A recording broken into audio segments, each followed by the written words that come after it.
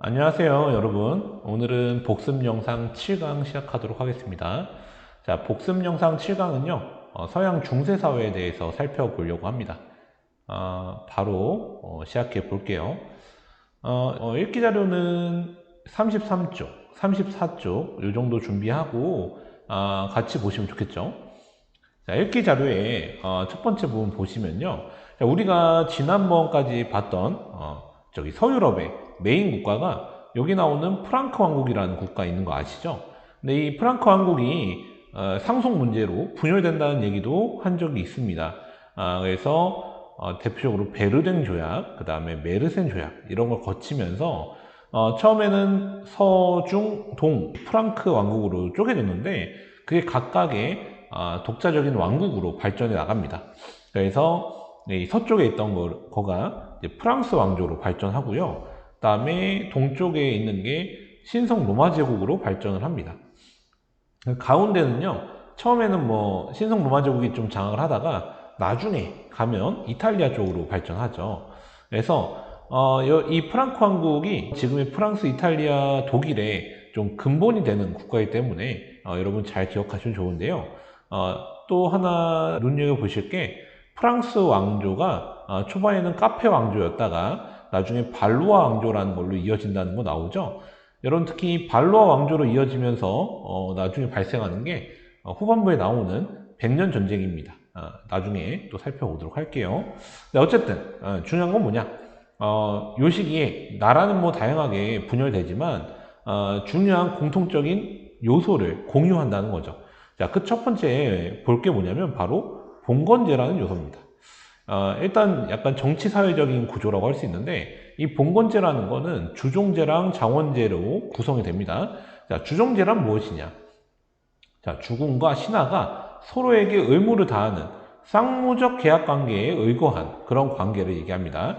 그래서 주군은 보통 신하에게 봉토를 하사하죠. 땅을 줍니다.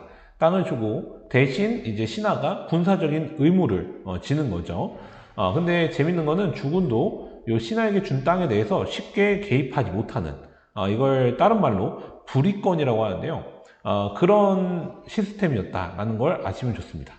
자, 이거를 조금만 더 설명하자면 조금 확대해서 설명해 볼게요. 그러니까 여러분 이 주종제라는 게 나중에 백년 전쟁의 배경이 되잖아요. 그러니까 나중에 한 번 더 얘기하겠지만 여러분 그 A라는 주군이 있고요. B라는 또 이제 사람이 있고 C가 있을 수 있고요. 뭐 D가 있을 수 있고 뭐 A, B, C, D, E가 있을 수도 있겠죠. 자, 이런 경우에서 뭐 지위로 따지면 여기가 제일 높고 그 다음에 여기가 높고 그 다음에 여기가 높다고 할 수 있다면 여러분 보시면요. 자, A라는 사람이 있어요. 자, 이 사람이 B의 주군입니다. 자, 그리고 B는 A의 봉신, 그러니까 종이죠. 주 종이니까요. 자, 근데 여러분 이 B한테도요 봉신이 있는 거예요. 자, 어떤 경우가 있냐면요. 여러분 이게 되게 복잡할 수 있지만 A한테서 받은 봉토에서 또 이 사람이 이렇게 봉토를 또 줄 수도 있거든요. 하위 기사한테. 그게 C라고 할 수 있는 거죠. 예를 들면. 그리고 또 다른 경우가 또 뭐가 있냐면 B라는 사람이 A가 준 봉토 외에 다른 지역을 또 개척하거나 이럴 수 있거든요. 자, 그렇게 하면서 봉신을 만든 사람이 있는 거죠. 그런 경우는 D가 있는 겁니다.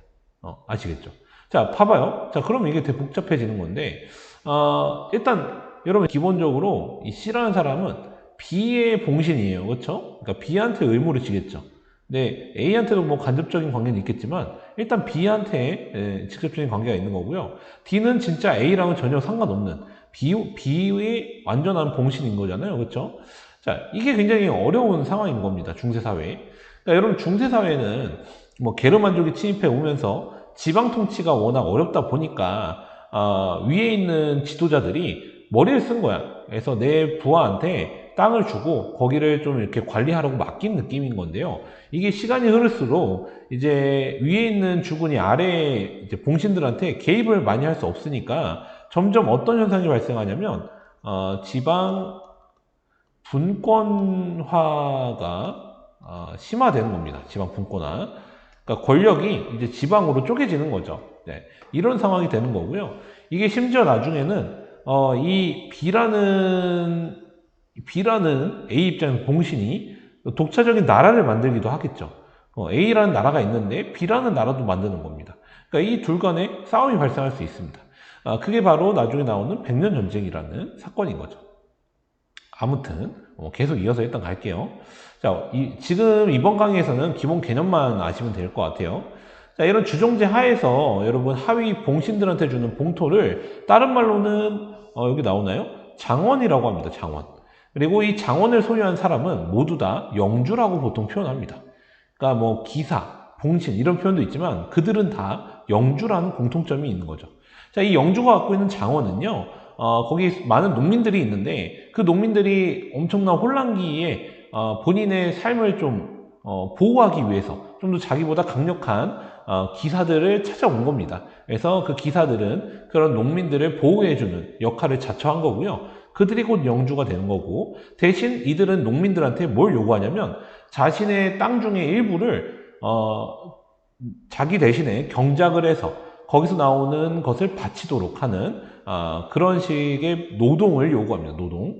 물론 영주가 일부 땅은 아예 농민한테 빌려줘요. 그래서 거기서 농민들은 경작하고 먹고 사는데 그걸 빌려주는 대가로 빌려주고 농민들을 보호하는 대가로 자기가 운영하는 땅을 이제 농민들의 노동력으로 이제 경작을 한 거죠. 그래서 강제 노동력을 동원한 거기 때문에 그들이 쉽게 도망갈 수 없게 아예 결박시켜 놓습니다. 그래서 그들을 흔히 노라고 부르죠. 그래서 중세 초반부의 경제적인 상황에서는 자급자족적인 농촌경제 중심이었다라는 특징이 있습니다. 자, 이러한 특징 하나 알아두시고요. 하나 더 보실 거는 이런 중세 유럽의 근본적인 거는 그리스도교가 아주 근본적인 사상이었다라는 겁니다. 그렇죠? 봉건제만 해도 이제 기독교 영향이 있어요. 왜냐하면 이 봉신들 중엔 뭐 기사도 있겠지만 일부는 성직자도 있거든요. 그래서 여러분 이 장원을 운영하는 영주 중에는 교회, 성직자도 있습니다. 그렇기 때문에 중세 유럽의 이 기독교의 영향력은 무시할 수가 없어요. 그래서 보시면 기사들한테 미친 영향 보시면 기사도 정신이라고 해서 원래 여러 기사들은 막 싸우는 걸 업으로 하다 보니까 굉장히 폭력적이고 거칠단 말이죠.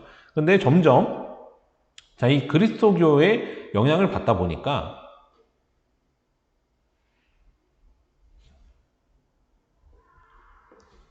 이 기사들이요, 좀 거친 면이 좀 떨어지는 겁니다. 왜냐하면 기독교에서 강조하는 게 뭐 폭력을 좀 지향하고 뭐 그러잖아요. 원수를 사랑하고 뭐 이런 정신을 강조하다 보니 너무 살생을 일삼지 않으려고 하는 거죠. 자, 그리고 칠성사라고 해서 뭐 여러 가지 세례 받는 거 있죠. 여러분 그 성당 다니는 친구들은 알 겁니다. 뭐 처음에 태어나도 세례 받고요. 그다음에 결혼할 때도 세례 받고 죽을 때도 세례 받고 하잖아요.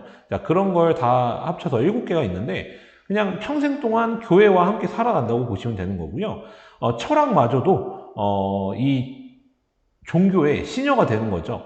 그래서 이 당시에 유명한 게 스콜라 철학인데, 자, 이 스콜라 철학이라는 건 뭐냐면 여러분 그 신적인 존재를 이성적으로 설명하고 싶은 거야. 자, 그래서 발전하기 시작했던 게 이 스콜라 철학인데요. 이 스콜라 철학의 근본에는 그리스 시대의 아리스토텔레스 철학이 좀 근본에 있어요. 근데 어쨌든 목적은 뭐냐면 이제 이성과 신앙의 조화. 하지만 조화라고 하지만 누가 더 우위에 있느냐? 신앙이 더 우위에 있다는 거죠.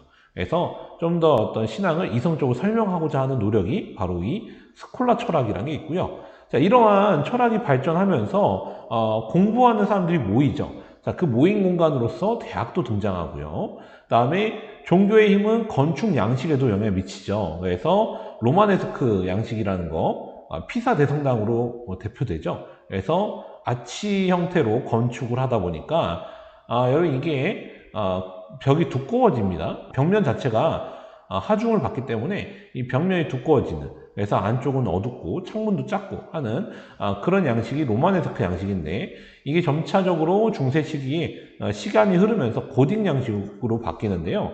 이 고딕 양식은 이렇게 지붕을 뭐 교차해서 한 다음에 벽만이 아니라 이제 기둥한테 이제 하중을 실게 만드는 거죠. 그래서 벽은 좀 얇게 만들 수 있게 되고요. 그래서 이 벽면에다가 넓은 창을 뚫고 스테인드 글라스 형식으로 뚫고요. 그 다음에 위에 탑은 굉장히 뾰족하게 짓는 그런 방식으로 건축 양식이 바뀝니다.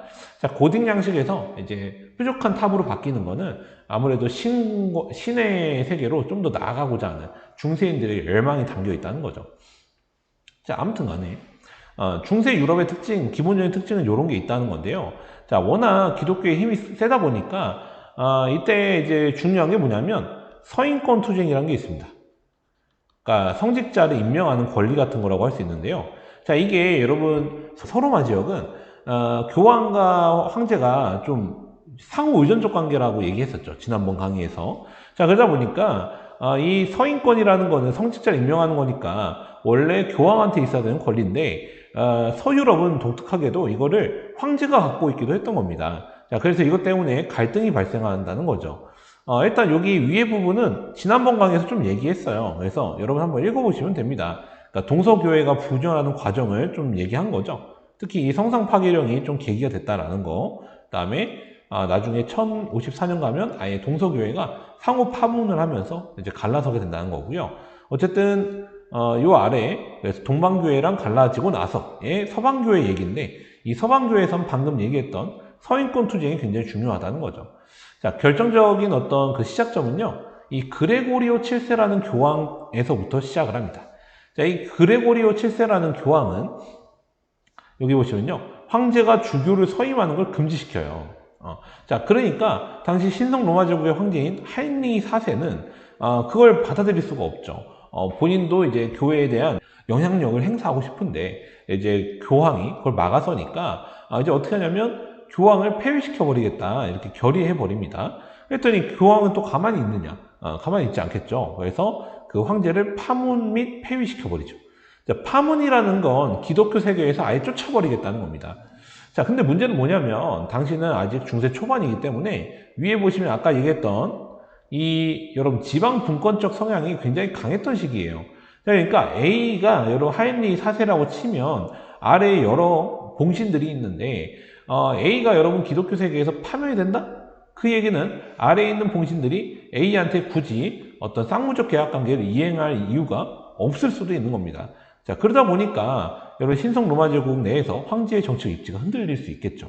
자, 그래서 황제는 결국 굴복하고요. 교황한테 이제 빌어요. 그래서 카노사에 가서 이제 겨울철에 눈이 쌓였는데 3일 밤낮으로 빌고 빌어가지고 사면 받아가지고 이거를 보통 카노사의 굴욕이라고 얘기하죠. 이제 교황권의 성장을 보여주는 상징적인 사건인데 사실 여러분 이 카노사의 굴욕 이후에 진정한 승리자는 황제이긴 해요. 황제가 결국에는 다시 제국 내 여러 봉신들을 제압하고 나서 교황을 압박해가지고 결국 교황 쫓겨나고 막 이렇게 되거든요. 그래서 물론 정치적으로는 황제가 뭐 여기서는 최종적으로 이기게 되지만 이 카노사의 굴욕이라는 것 자체는 교황권의 어떤 성장을 상징한다고 볼 수 있는 굉장히 중요한 사건이라고 할 수 있고요. 이때부터 성장한 이 교황권을 공식화한 게 바로 이 보름스 협약이라는 겁니다. 이 보름스 협약이라는 곳에서 결국에는 교황권의 우위가 공식적으로 확인된다. 그래서 서인권은 이제 교황이 다시 가져가게 되는 그런 상황이 됩니다. 아시겠죠? 자, 이렇게 여러분 교황권이 성장하는 그런 배경에서 여러분 발생한 게 바로 뭐냐면 십자군 전쟁이라는 사건이죠. 굉장히 중요합니다.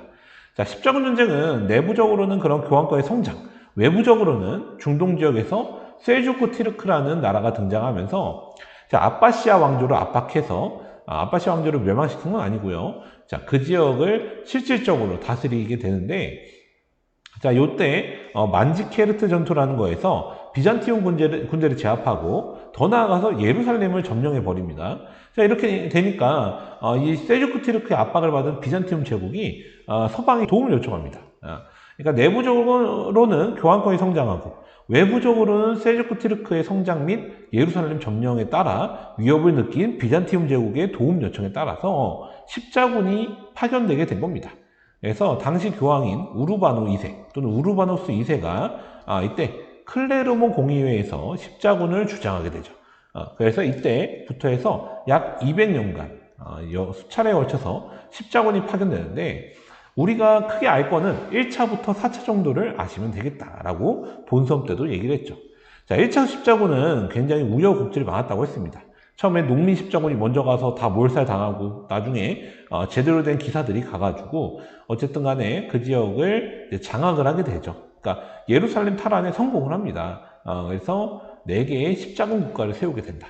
그래서 예루살렘 왕국, 안티오키아 후령, 트리폴리 백령, 에데사 백령 이런 거를 수립하게 되는데 문제는 여러분 십자군의 소기의 목적을 달성했으나 이슬람 세력이 가만히 있지 않겠죠.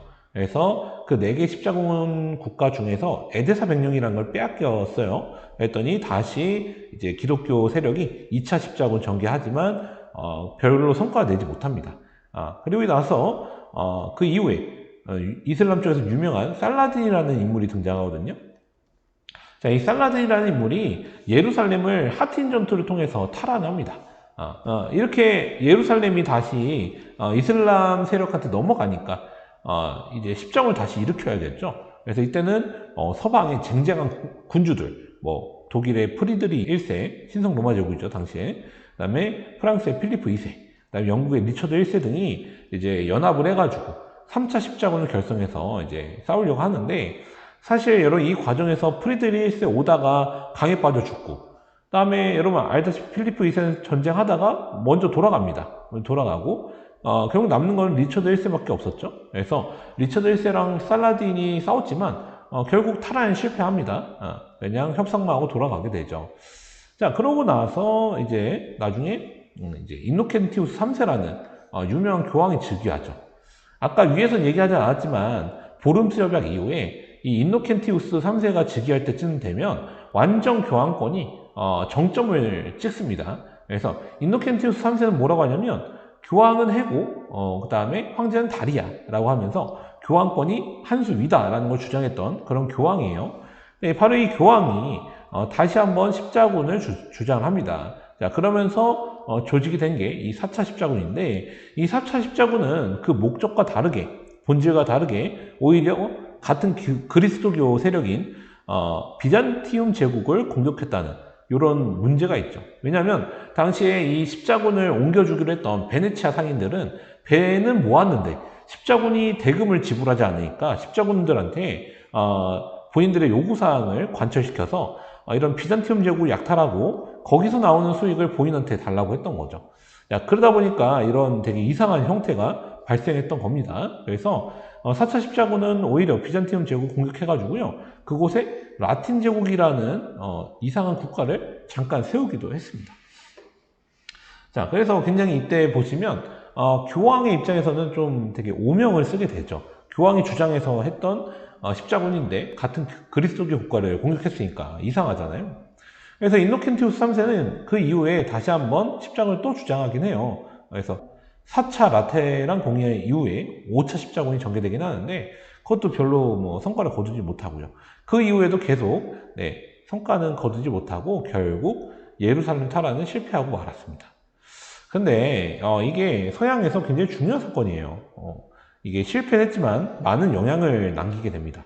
자, 첫 번째가 뭐냐면 아무래도 십자군 전쟁 자체가 실패했으니까요, 그걸 주장했던 교황권이 약화될 수밖에 없겠죠.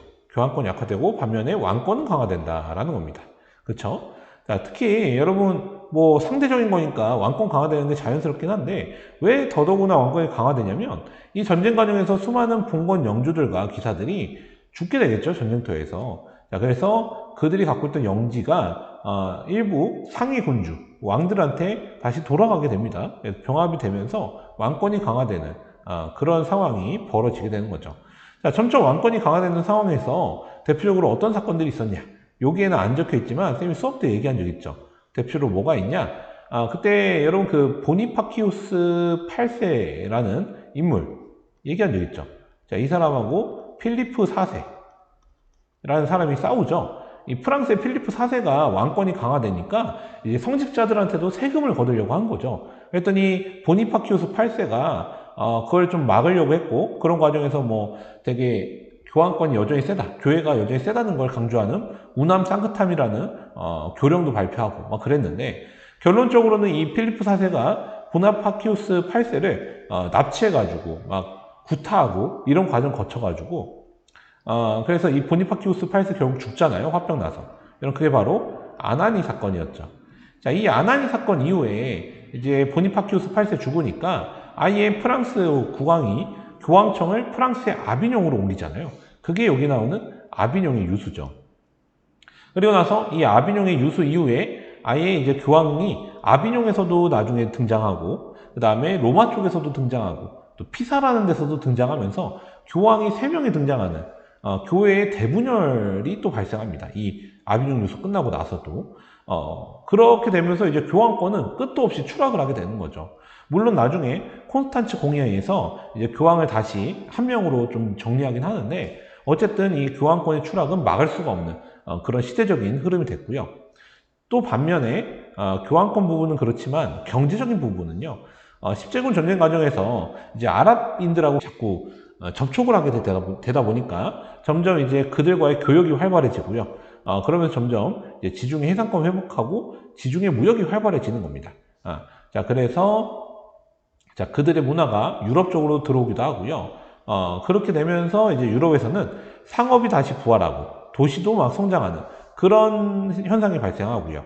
자, 상업이 부활하고 도시가 성장하다 보니까 이게 중세 이제 장원제가 변화하는데 영향을 많이 미칩니다.